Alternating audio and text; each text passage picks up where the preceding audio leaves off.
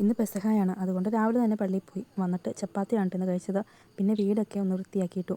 നമുക്ക് ഈ ചുവരൊക്കെ നല്ല രീതിയിൽ വൃത്തിയാക്കണമെന്നുണ്ടായിരുന്നു. അതുകൊണ്ട് ഈ ഒരു തട്ടിക്കൂട്ട് സെറ്റപ്പ് ഞാൻ തന്നെയാണ് റെഡിയാക്കിയത്. അതിൻ്റെ കൂട് നഷ്ടപ്പെട്ടപ്പോൾ ചാടി വന്ന എട്ടുകാരിയാണ് കേട്ടോ. കണ്ടിട്ട് തന്നെ പേടിയാവും. പിന്നെ ചൂടായതുകൊണ്ട് ഒരു മാങ്ങ കഴിക്കാമെന്ന് വിചാരിച്ചു. അത് ചെത്തിയൊക്കെ കഴിച്ചു. പിന്നെ എനിക്കിതാ ഇങ്ങനെ കഴിക്കാനാട്ടോ സംതൃപ്തിയുള്ളൂ.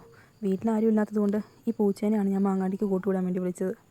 അതാണെങ്കിൽ അതിൻ്റെ പുറകെ ഓടിപ്പോവുകയും ചെയ്തു, പാവം. പിന്നെ ഒന്ന് ക്ലീൻ ചെയ്യാമെന്ന് വിചാരിച്ചു. എല്ലാ പെസഹയ്ക്കും ഇത് നിർബന്ധമാണ് കേട്ടോ. പിന്നെ ഞാൻ തന്നെ ഉള്ളത് കൊണ്ട് പറമ്പിലിറങ്ങിപ്പോയി വാഴയില വെട്ടിക്കൊണ്ട് വന്നു. വീട്ടിലാണെങ്കിൽ ഇഷ്ടംപോലെ വാഴയിലുണ്ട്. നല്ല ചൂടായതുകൊണ്ട് മുറ്റത്ത് തന്നെ ഇട്ട് ഉണക്കി. ഞങ്ങളുടെയൊക്കെ നാട്ടിൽ ഇങ്ങനെയാണ് കേട്ടോ.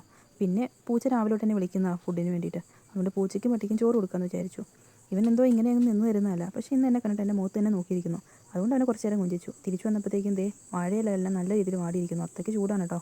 അപ്പോഴേക്കും അമ്മ വന്നു. പിന്നെ കുളിച്ച് റെഡിയായി പ്രാർത്ഥിച്ചൊരുങ്ങി നമ്മൾ ഇലയട ഉണ്ടാക്കാൻ പോവുകയാണ്. അതായത് പെസഹ അപ്പം. ആദ്യം നമ്മൾ ഓശാനയ്ക്ക് കിട്ടിയ ഓലയെടുത്ത് ഇതുപോലെ കുരിശുണ്ടാക്കി. അമ്മയാണ് ഉണ്ടാക്കിയത്. പെസഹ ആചരിക്കാത്ത 1-2 വീടുകൾ നമ്മൾ അപ്പം കുടിക്കുന്നുണ്ട്. അതുകൊണ്ട് തന്നെ അവർക്ക് വേഗം നമ്മൾ അപ്പം ഉണ്ടാക്കി. കുരിശപ്പോൾ റെഡിയായി. പിന്നെ നമ്മൾ പുറത്താണ് കേട്ടോ നമുക്കുള്ള അപ്പം ഉണ്ടാക്കുന്നത്. അത് ഗ്യാസിൻ്റെ ക്ഷാമം ഉള്ളതുകൊണ്ടല്ല, അതെപ്പോഴും ഇങ്ങനെ തന്നെയാണ്. ഈ കലത്തിൽ ഇതുപോലെ ചിരട്ടിയൊക്കെ വെച്ചിട്ടാണ് നല്ല രീതിയിൽ ആവി കയറാൻ വേണ്ടിയിട്ട് നമ്മൾ ഈ കല ഒരുക്കുന്നത്. ഇതെല്ലാം അമ്മ തന്നെയാണ് കേട്ടോ ചെയ്യുന്നത്. ഈ കാണുന്ന കലത്തിൽ നമ്മൾ ചിരട്ടയും അതുപോലെ തന്നെ ഓലയെല്ലാം വെച്ചിട്ട് അതിൻ്റെ മുകളിൽ അപ്പം നിരത്തി വെക്കും.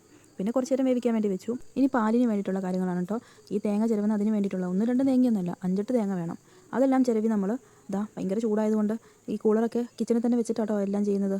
പിന്നെ വെള്ളം ഒഴിച്ച് ശർക്കരപ്പാനി ഉണ്ടാക്കി അതിലേക്ക് 1-ാം പാലും 2-ാം പാലും ഒക്കെ ഒഴിച്ച് പിന്നെ അവസാനമായിട്ട് നമ്മൾ കുരിശ് കൂട്ടും. എങ്ങനെയാണ് കേട്ടോ പാൽ റെഡിയാക്കുന്നത്. എല്ലാവരും വന്ന് പ്രാർത്ഥിച്ച് നമ്മൾ കുരിശപ്പം മുറിച്ചു. അച്ഛനാണ് കുരിശപ്പം മുറിക്കുന്നത്. പിന്നെ ഈ കാണുന്ന അപ്പം നമ്മൾ അവസാനമായിട്ട് ഉണ്ടാക്കിയതാണ്. അത് ചുട്ടെടുത്തതാണ് കേട്ടോ. പെട്ടെന്ന് ഉണ്ടാക്കിയതുകൊണ്ടാണ് അത്യാവശ്യം നല്ല ടേസ്റ്റ് ഉണ്ടായിരുന്നു. ഈ കാണുന്നത് പുറത്തുനിന്ന് വാങ്ങിയ അപ്പമാണ്. കാര്യം എല്ലാ ദിവസവും ബ്രെഡ് കഴിക്കുന്നതാണെങ്കിലും ഈ കുരിശ് അപ്പം ഭയങ്കര ടേസ്റ്റാണ് കേട്ടോ.